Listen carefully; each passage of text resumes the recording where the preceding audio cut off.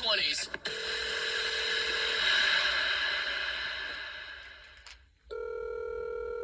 Hello? Hi, this is Pete Eakins calling from... Is this Joan? Yeah, hi. Hi, how are you? Good. Are you excited? Graduation's coming up. Oh my God, yeah. This has been a lifelong dream. And my grandfather was a clown, and going to, learning how to be a professional clown and going through this training has been amazing. Yeah, well, we are one of the premier clown schools in the nation. And speaking of that, I needed to call you and talk to you about something that just came to our attention. Okay. And it's regarding you and our school and you graduating our school to go on to a very successful career as a clown. What the hell is going on? Wait, what is going on exactly? We didn't get your SAT scores, and we realized that you did not furnish that, so we cannot let you graduate without those. Also, I don't know how you were admitted to the school without them, so... That was not even required on the application. Are you kidding me? What are you talking about? SAT? What are you talking about? I mean, look, this is obvious. No, I'm not saying anything bad about the school. I love the school. It's a very prestigious program. But the reality is I never took my SATs because I was literally going to clowning school. So I think if I heard you right, you didn't take the SAT when you got out of high school because you knew that you were going to go on to a career as a clown, and somehow you got accepted to our program, and nobody asked you for your SAT scores, so you don't have those scores, do you? Yes, you understand me correctly. Yes, Okay. I did. There's no shame in that. Do not shame me on that. I did not take my SATs because I knew what my future was going to be. I knew what my plans were. This is not my fault that your people failed to ask me for something over a year ago when I applied. Well, let me work with you here because I want you to graduate, and I can tell you're passionate about clowning. And that's really what we want above all things. We want a good SAT score, of course, but really we need a passion for clown. And you don't have the scores, so are you able to, What? if you can... What? Oh my God, my brain is going to explode. I don't need a recap. Can you just please tell me what I need to do? What needs to be done? I will do it. Are you able to go... Hello? Yeah, are you able to... Oh my God, my head hurts. Are you able to speak? Are you able to get the Yes, words I'm so sorry. out Yes, of your yes. mouth? I was processing in my head. Sorry about that. Are you able to go back to high school and take the SATs? Am I able to travel back in time to 5 years ago and go back to high school? Seriously? That's your solution? That's your solution? Okay. Well, the only other way that we can let you graduate is to get gored by Bruno. What? Did you say gored? Did you say gored? Yes. What are you talking about? We are a clown school, and of course that involves rodeo clowns, and we've had this happen before, and what we'll do is we'll put you in a ring with Bruno, the bull, and let him gore you a few times. Then we can probably just let you, well, I don't know if you'll be able to walk again, but you can walk at graduation. Are you freaking kidding me right now? Seriously, you're like this prestigious school and you're telling me that I have to stand there and be gored by a bull. Nope. What's going to happen here is you're going to give me a refund. You're going to refund what I spent, my entire tuition. I want a refund of this year of my life I have wasted with you people. This is not a joke. Well, then I'll just let you know that it is actually a joke. Because this is actually Jubal from the Jubal Show doing a phone prank on you, and your boyfriend Barry set you up.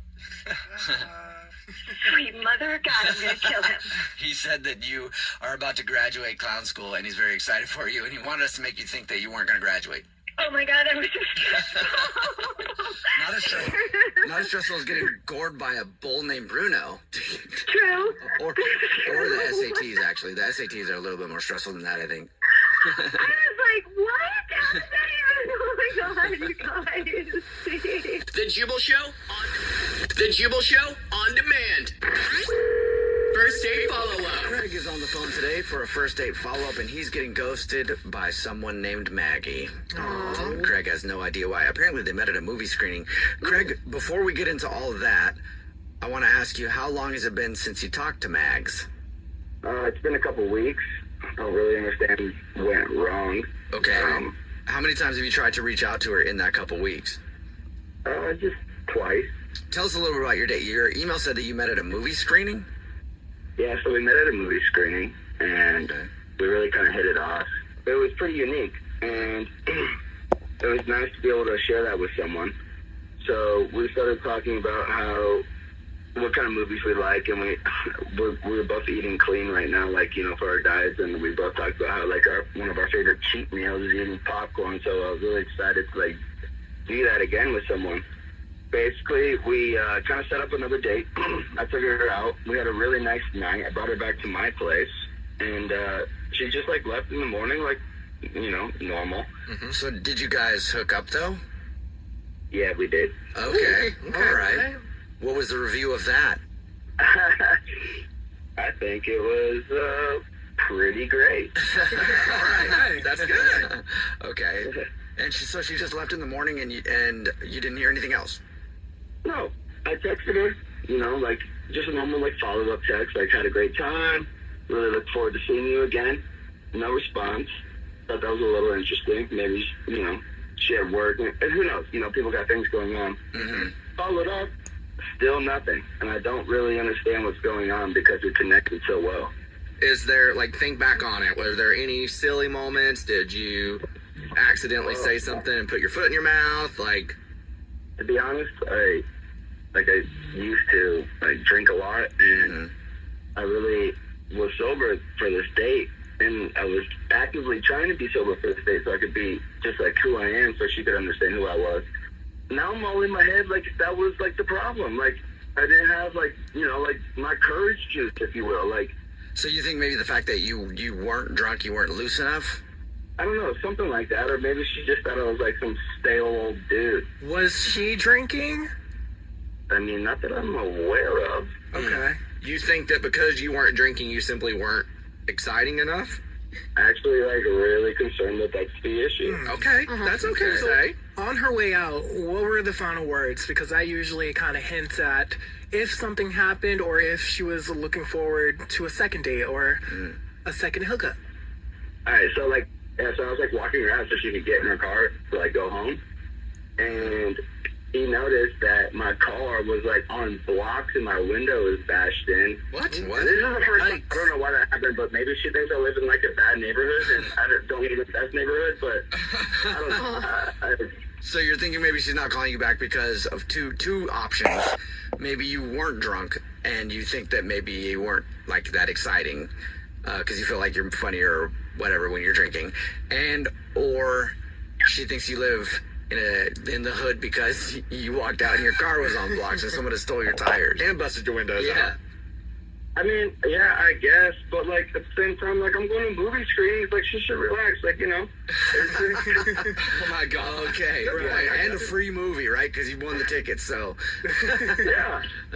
All right, well, we'll try to figure it out for you then. We'll see what it is. We'll play a song, come back, and then call her and find out if we can, and see if we can get the reason she's not calling you back and maybe get you another date with your first date follow-up next.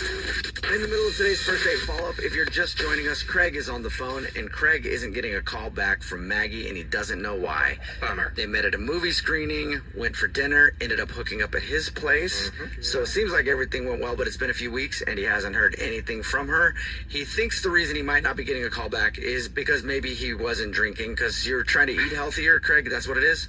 Yeah, I'm trying to eat healthier, just kind of have a clear mind. Okay. And he feels like he's a little more fun when he drinks, so maybe he was boring. I get that. The other reason that Craig is speculating about why he's not getting a call back is that when he was walking her out of his place in the morning, they went outside and his car had a window bashed in and it was on blocks. Someone had stole his tires. I didn't think they did that anymore, but apparently they do. Oh, yeah. And so Craig is thinking maybe she thinks that he lives like in a bad area and doesn't want to go out with him and have to go over there all the time. Those are the two reasons? Yeah, and I don't think I live in a bad area, it just makes your skin thicker, it's all good. Exactly. It might make you a soldier. Whatever you say. All right, well, we'll see if we can figure it out for you. We can get her on the phone right now and see if we can figure it out for you. Here we go.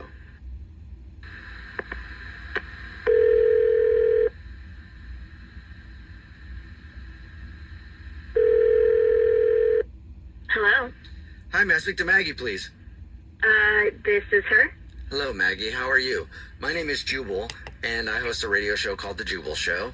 I'm Bennett from the same show. I'm Christian Gray Snow, and surprise, I'm also from the same show. And how are you, Maggie?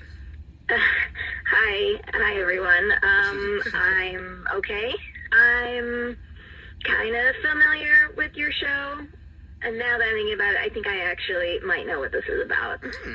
Okay. Give us a guess. I think it's about a guy named Craig. Well, this is a first date follow-up, so we got an email from Craig.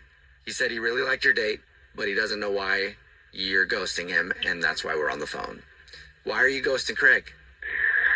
I'm not trying to be like that. I mean, it was a great second date. It was a second date? Yeah, it actually was. That was Craig and I's second date. Okay. He did not let us know that, girl. Yeah. It was the first date. This is also the first date follow.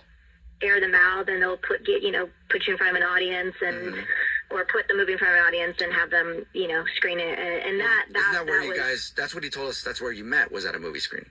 Yeah, but that was the second time that had actually happened. The first time was a year ago. Same scenario. Like exact same scenario? Not the exact. So last time we hit it off during the screening, and we were talking afterwards, and then we ended up going to a bar, and we got so sloppy drunk, and I offered for him to come back to my place, and he did, and we had fun, and we were basically blackout drunk, and then next morning we parted ways, never saw or spoke to each other again. But then flash forward to, just recently with the other screening, we hit it off again and went to his place, and we were in the middle of things, and I just saw something. He has this birthmark that's like on his upper leg, that he has this birthmark. It was very distinctual, and all of a sudden it hit me. I remember this guy. It was like an immediate turn off, and just let the night play out, and I left. And what happened after I left is what pissed me off the most, and why I didn't want to go back out with this guy. What happened? So I had just bought this really nice set of panties and underwear, and I had accidentally left them. They became my favorite pair. I accidentally left them at his place. When you hooked up a year ago? Yes. Okay. Yeah, exactly. And so when I realized that, when I got home, I texted him, and he was like, "Oh, sorry, I threw them away." What? Ah. That quick? Yeah, so not only were they my favorite pair, but they were the most expensive pair. Like, I spent well over $100 on this pair. Oh. So you're not calling him back because you hooked up with him over a year ago. It looks like neither of you remember it because you were both drunk, I guess. Then you met him at a movie screening just a few weeks ago, hooked up with him again, saw the birthmark on his leg, and remembered that's the guy that threw out your favorite undies. Yep, that's it. Wow. Yeah. All right. Maggie, Craig is on the line listening and wants to talk to you. Oh my gosh. Okay. Oh my god. Hi. So I don't remember us hooking up at all. Like, are you sure that happened? Look, I was pretty drunk too, but there are two factors into that night that definitely make it sure that it's you. So yeah, What? you Wait, do have a what? birthmark, What right? Everyone has a birthmark. What do you mean? Well, it's on your upper leg, your upper right leg, right? Am I wrong? Okay. It's you, and you threw away the best, most expensive pair of underwear that I've ever owned. How do you know I threw them away? Because you told me, and then I never spoke to you again, and then you never spoke to me again, and that was it. I have never thrown a pair of underwear away that was left at my house. So you definitely have me mistaken. Are you sure that was me? Yeah, because I've never slept with somebody with a birthmark like that, and I distinctly remember. I'm not saying there's anything wrong with it. I'm just telling you that that's how I know it's you. I remember seeing that. That's only happened one other time, and that was a year ago. No, I had a girlfriend a year ago. It couldn't have been me. Well, now I just feel like I'm being gaslit here. Somebody did, and somebody messaged me. I know for a fact I was sober the next day, painfully sober, and I remember getting a message when I asked about it. And it was a test screening too and everything. Like, there's no way that it was just all of this was a coincidence and that I'm thinking of somebody else. All right, well, you said that you met me at a movie screening. What movie screening was it? It was for... Yeah, I have never seen that movie. Oh, Maggie, do you think that maybe you got Craig confused with somebody else who you met at that movie screening that threw away your underwear? Because I'm confused. I feel like he might be confused. Yeah. I don't even know what to think anymore. I mean, seriously, what are the odds that I go to a test screening twice and I have this incredible, like, perfect image of a birthmark on the exact same place as this guy? I mean, unfortunately, sounds like it's very likely. Maggie, like, honestly, like, if you would have left, like, your underwear at my house, I probably would have just, like, framed them and left them. I wouldn't have thrown them away. So, You don't have to say all that. I don't know if that's cute or creepy. Hey, Maggie, would you like to go out with Craig again on another date? We'll pay for it. Now that you know he's not the guy that threw out your underwear, Craig would actually frame them. Mm-hmm. Yeah, I would like to. I mean, if you're interested, Craig. Yeah. Awesome. Craig, are you down to go out with Maggie again? yeah, that sounds actually really great. That's awesome. Well, you guys have fun, and you know what? Maybe we'll send along a gift card for a framing shop, too, so that you can get those framed. Absolutely. Ooh la la. That sounds perfect. The Jubal Show on demand.